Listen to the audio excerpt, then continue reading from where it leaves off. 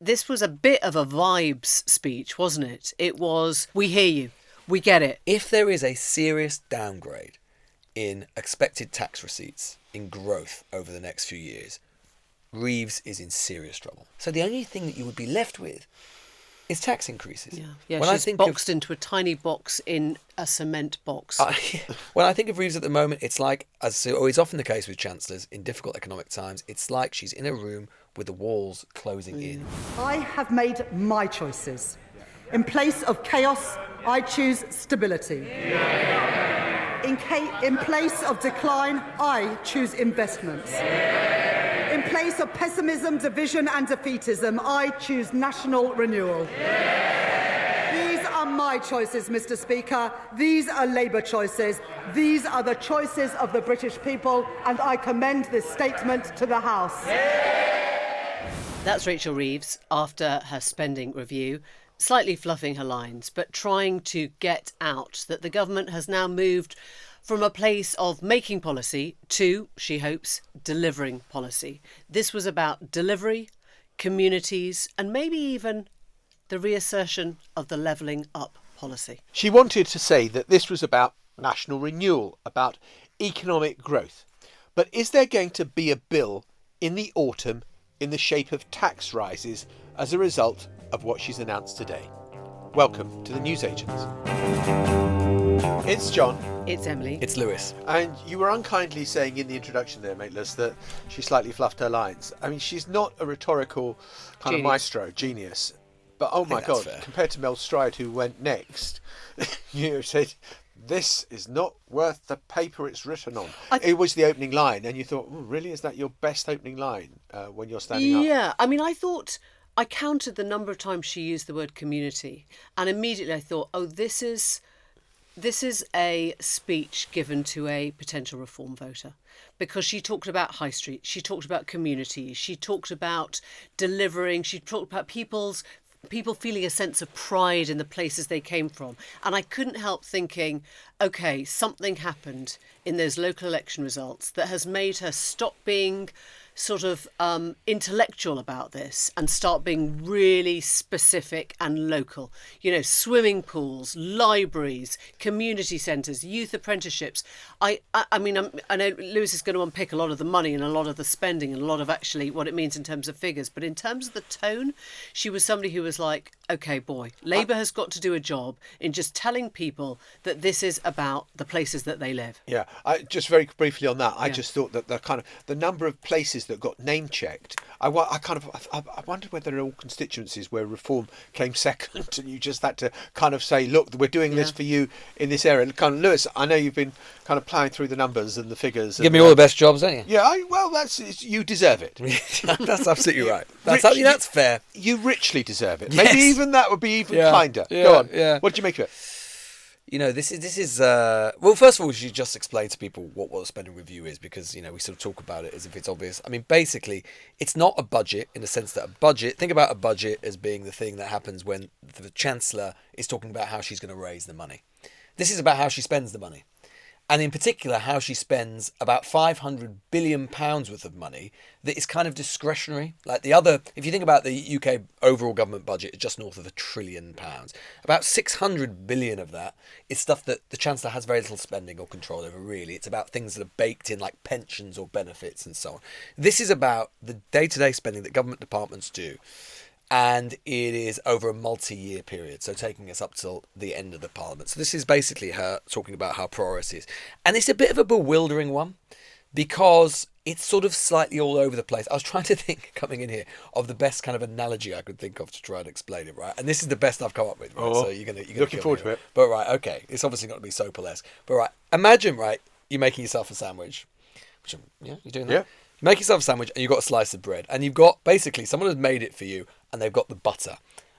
In this case, the butter, right, is not evenly spread around. There are bits of the bread where actually it's almost clumpy, the butter at this point, right? And there are some bits where the butter has barely spread at all. That is what this spending review is about.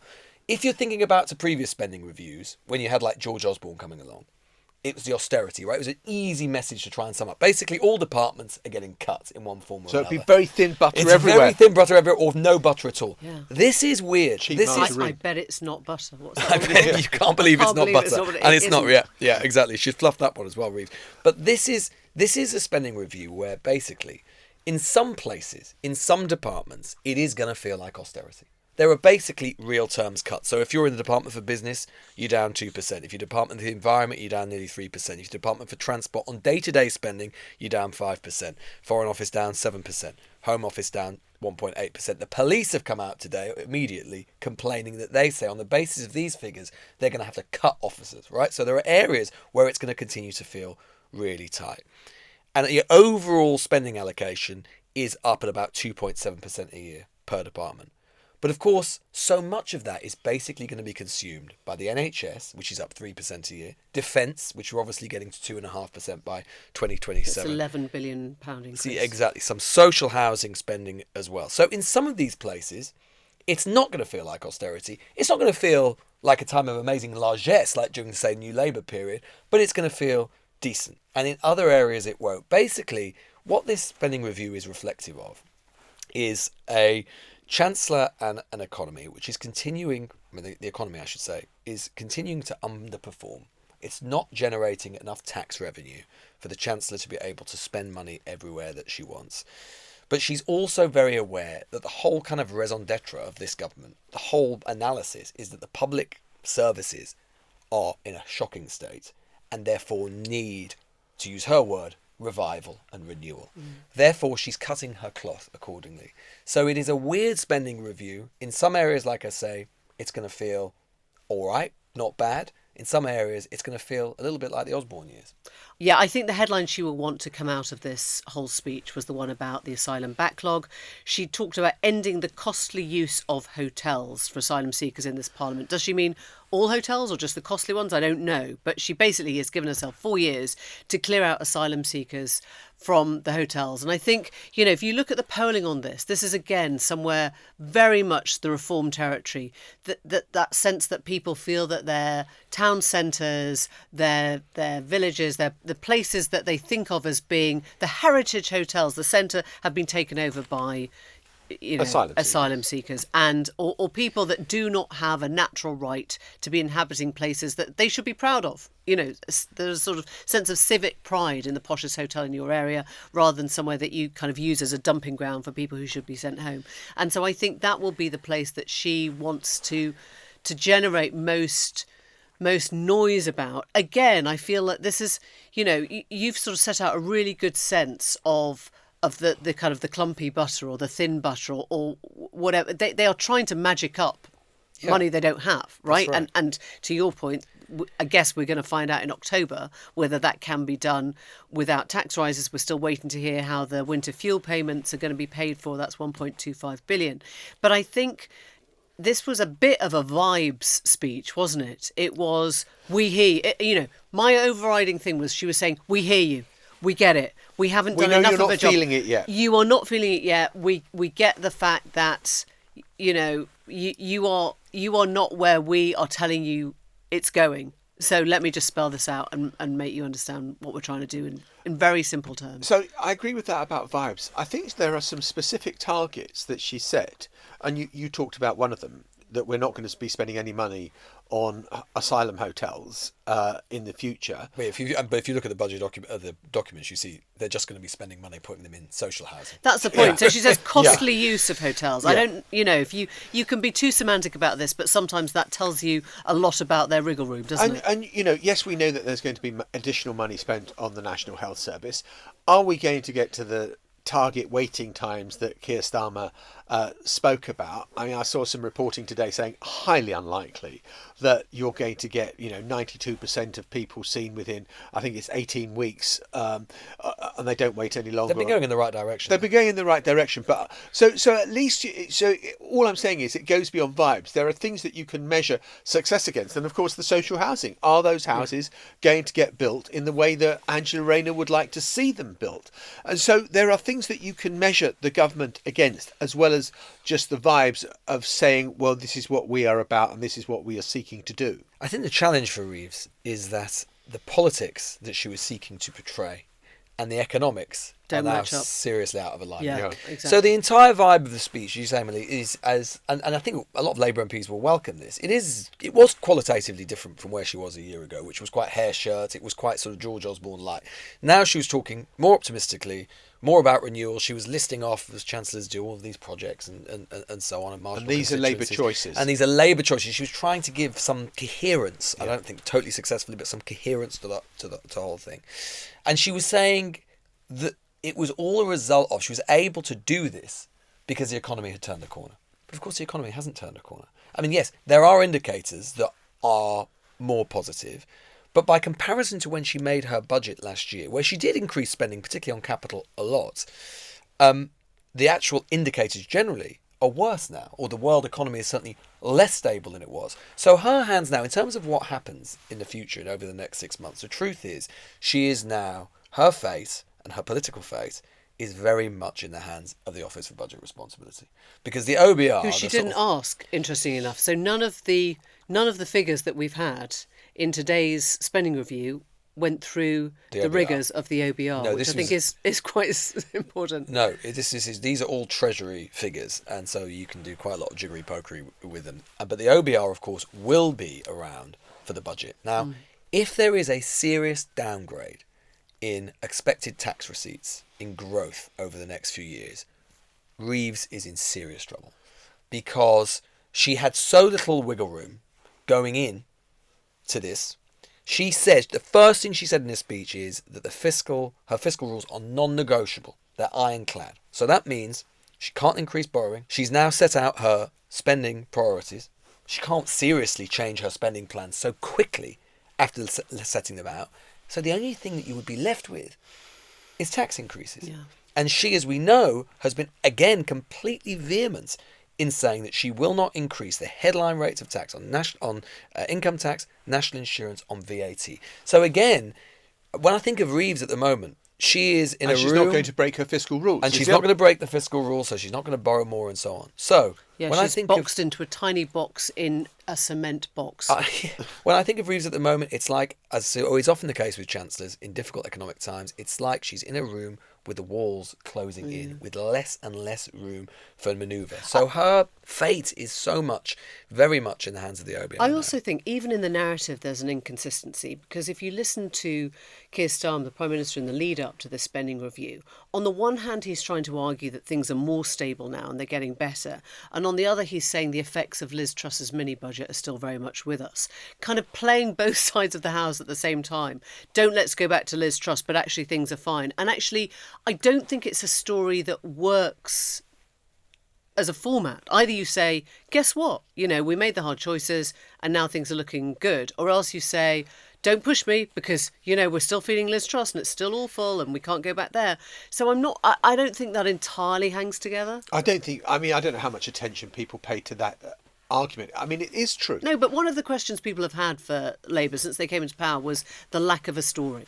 So I'm just saying, if you are setting out your story, get your story right. And I think today she did have a story when she started talking about the importance of where things are made and who makes them. I mean, in simple words, that's taking on globalisation, isn't it? Yeah. It's saying we need steel to be made in Scunthorpe. We need to build the new terminal at Heathrow from British steel. That is a very simple story for people to understand. We want to make things. We want to be energy secure. We want to be steel secure. We want you to feel connected to the industry that you can see building Britain. That's a very straightforward narrative. I think she did well on that. I don't think it's been helped by the slightly sort of fudged manner of the winter fuel backflip, where we still haven't been told honestly whether things have got better or whether Liz Truss is still, the ghost at the table. Also, I think on the winter fuel allowance, I do think that has been it was a calamitous decision and has been calamitously handled as a decision, and the U-turn just as bad, in the sense that you are saving so little money now. Either don't bother with it at all and just say, the winter fuel allowance is staying exactly as it was, because frankly the fiddling we're doing with it is going to save us nothing. Time, yeah. It's a few pennies down the back of the sofa. or alternatively stick with your original decision and get rid of it, and we're going to take a bit more pain. And it's just the kind of, you end up in the worst of all worlds, where you're saving next to nothing and you're still upset an awful lot of people. I mean, that's not smart politics. I think if you're a Labour MP, there are sort of thinking about the next election, there's a couple of interesting things to think about in terms of Reeves' overall strategic approach.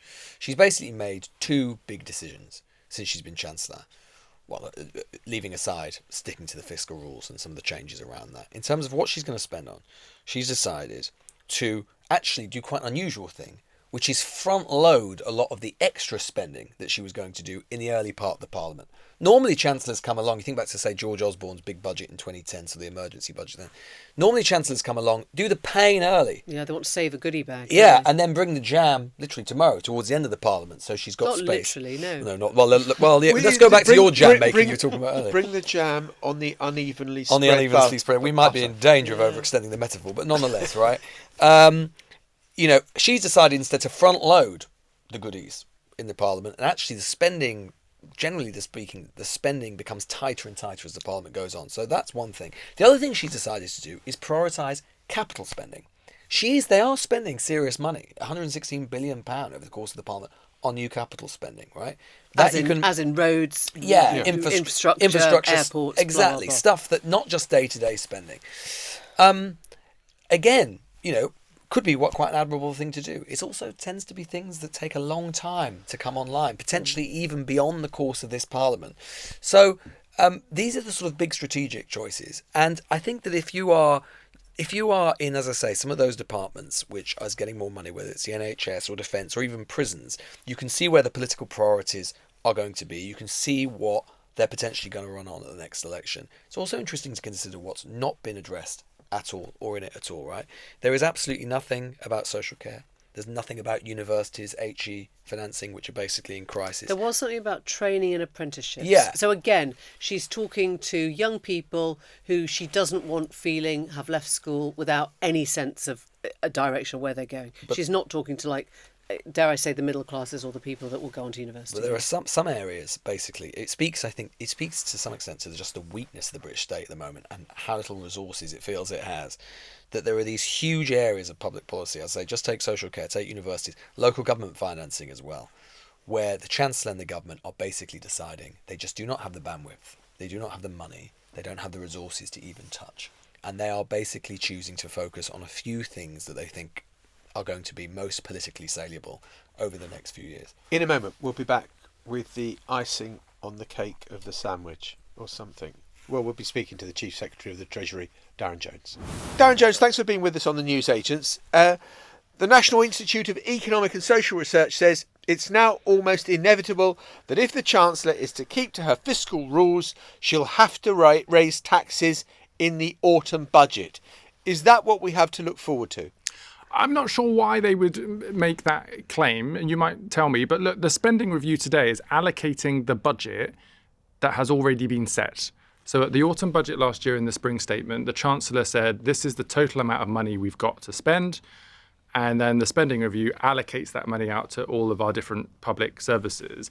This is not a spending review that assumes there's going to be more money than has already been announced. So I don't quite know why they're saying that, but it doesn't really bear any relation to the spending review today. Well, hang on. The point is that there is next to no wiggle room. And if anything changes in terms of tax receipts or whatever, then it remains highly likely that there will be tax increases. Or are you saying it's highly unlikely there'll be tax increases? Well, all of that is a debate for the budget later this year, subject to the OBR forecast that will come out in advance of it. There's no OBR forecast for the spending review because those are not relevant considerations for the process we're going through today. Today is just dishing out those budgets to public services based on the amount that we were given by the Chancellor to spend at the autumn budget and the spring statement. But so let me reverse the question. Are you saying it is highly unlikely there will be tax increase? There will be no need for tax increases in the autumn? What I'm saying is this spending review spends the money that has already been raised. So, we've talked before about the budget last year in terms of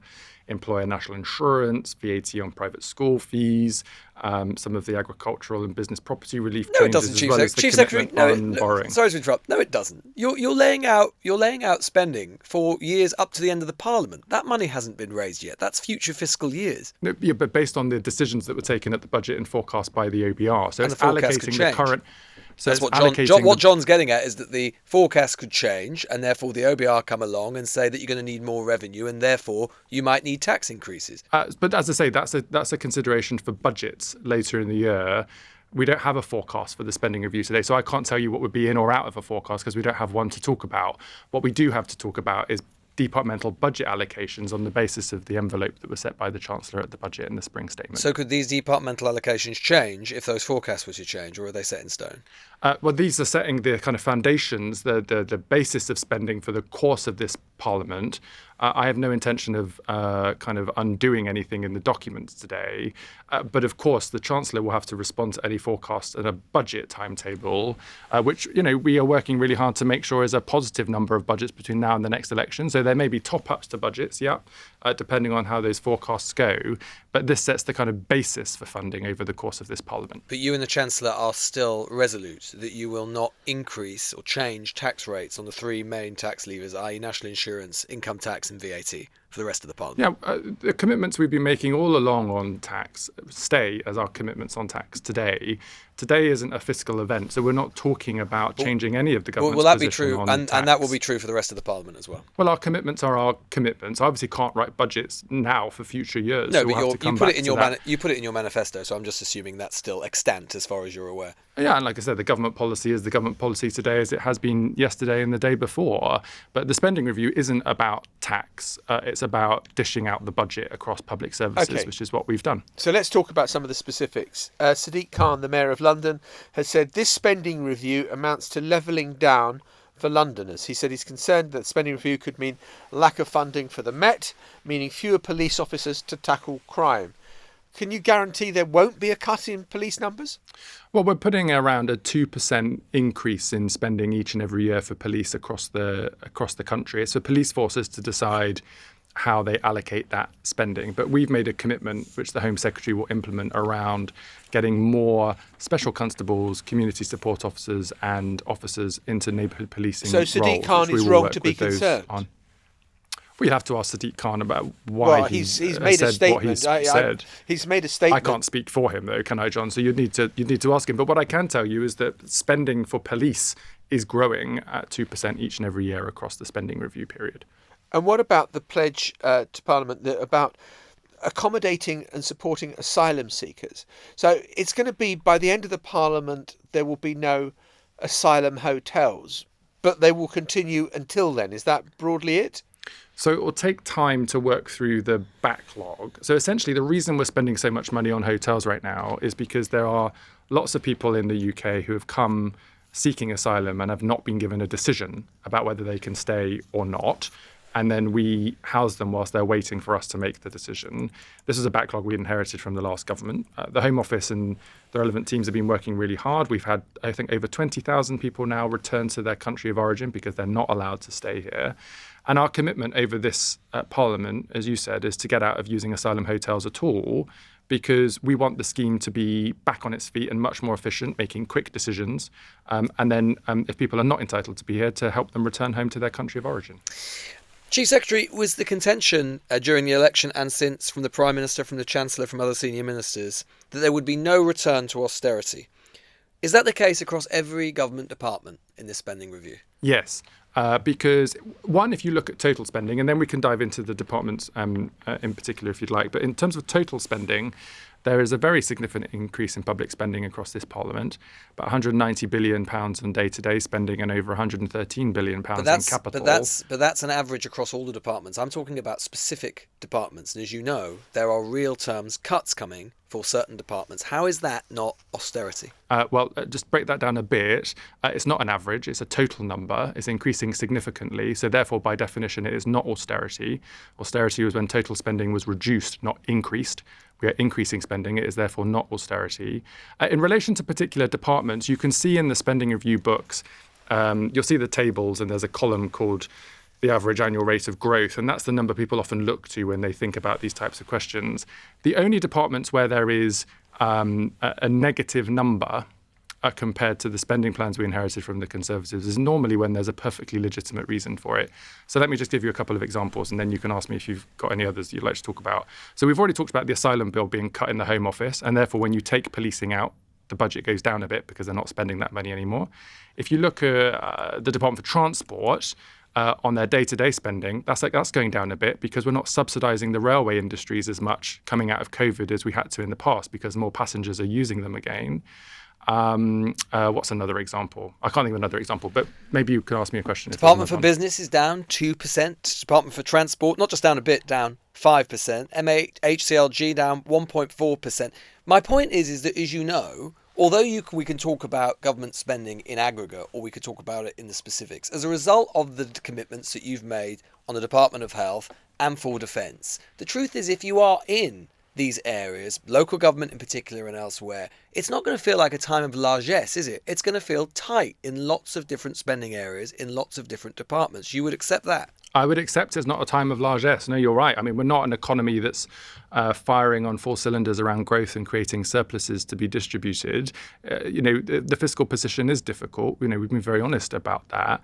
But I just reject the idea that this is austerity for anyone because the Chancellor has done, through her decisions, an enormous increase in spending. And again, that looks a bit different across departments, but actually all of the departments have got a really good settlement out of the spending review today. Where's the plan on social care and where's the plan on universities? Two areas of government spending which are, as you know, in dire states and which are very uncertain about their future. There was almost nothing I could see in the spending review about these things. Where is the imaginative thinking on these matters? Well, on social care in particular, we're doing an independent review with Baroness Casey that reports in... Well, it reports in two parts. So there'll be a part that's reporting next year, which is looking at how we can spend current budgets more effectively. And then there'll be a second part, which will point into the next spending review in 2027, which is if we need to put more money into it, how are we going to do that? And that will be an exam question for the next spending review.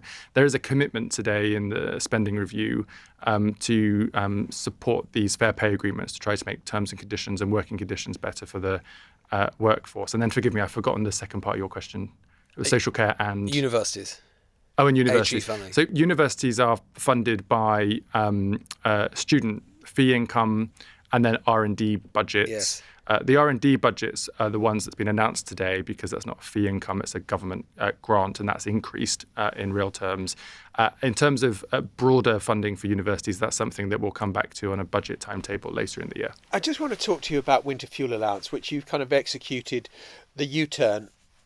A lot of people would say very inelegantly. It was a mess up of a policy in the first place.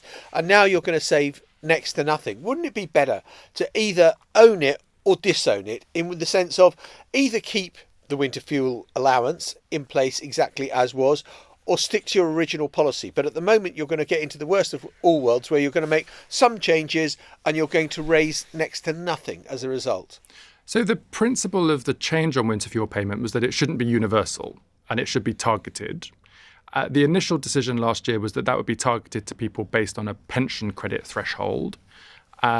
And now we've said that we will change that threshold predominantly through the tax system to the £35,000 a year threshold that the Prime Minister and the Chancellor have confirmed. The initial reason for the decision, though, you'll remember, was because we had a problem for in-year spending. So for that 1 year, that one fiscal year, the plans we'd inherited from the Conservatives meant that the government was expected to spend a vast majority more, this is the £22 billion figure, than it had money to pay for. And you took an immediate decision. Would you say it's been an example of good political management? Well, it was a fiscal decision to be able to get down costs in year to not overshoot on debt, borrowing for day-to-day costs. Have you handled it well politically? Well, look, I suppose that's for commentators to what do you think? Comment on. You're a politician. Yeah, I'm a government spokesperson. I can tell you what the government policy is. So there was a decision to try and get a grip of in-year spending, which was done. Now there's been a change to the threshold eligibility. But the principle, should winter fuel payment be targeted or should it be universal, has stayed the same. It should not be universal and it won't be. And you made that U-turn. You know that your MPs are urging you not to make the same mistake on disability payments, personal independence payments, as you did on winter fuel. Is there any possibility whatsoever of you making changes to that policy, or are you going to press ahead with the reforms as outlined by the Work and Pensions Secretary, Liz Kendall? So we're pressing ahead with reforms because there are legitimate points of failure in the system. I understand that, and I'm aware we just don't have you for much time, so I just wanted to pin you down specifically. They are going ahead as planned. You don't intend to make any changes? Well, I think that Liz and DWP have got to publish their bill, which hasn't been published yet. So I shouldn't get ahead of that. You'll see the bill when it's published in due course. But we are progressing with the reforms, as we've talked about.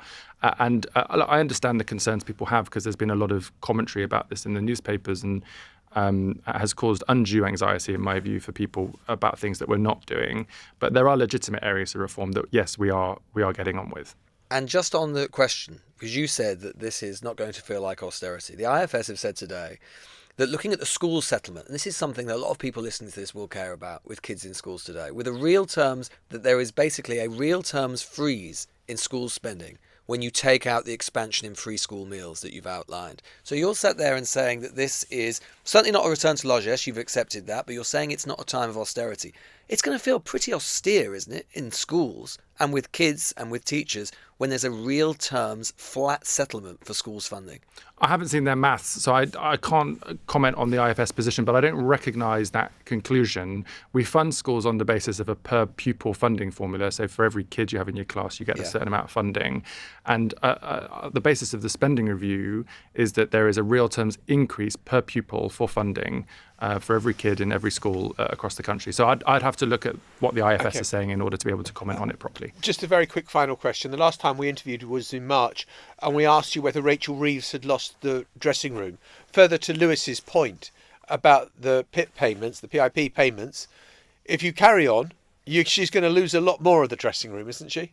Well, I think I disagreed with the assumption in your question in March, and I disagree with it again. I think you said today, there may be a few voices, there'll be a few more. Well, look, it's politics, right? There's always voices debating these issues. But I think if you look at the Chancellor today, she's delivered a really important spending review, a Labour spending review that increases spending, that's about investing in the renewal of Britain, that will make people better off by the end of this Parliament. And that's only happening because we've got a Labour government and a Labour Chancellor willing to make those decisions and to invest in the future of the country. It's something that all of my colleagues will be welcoming today. Darren Jones, thank you very much indeed. Thank you, Chief Secretary.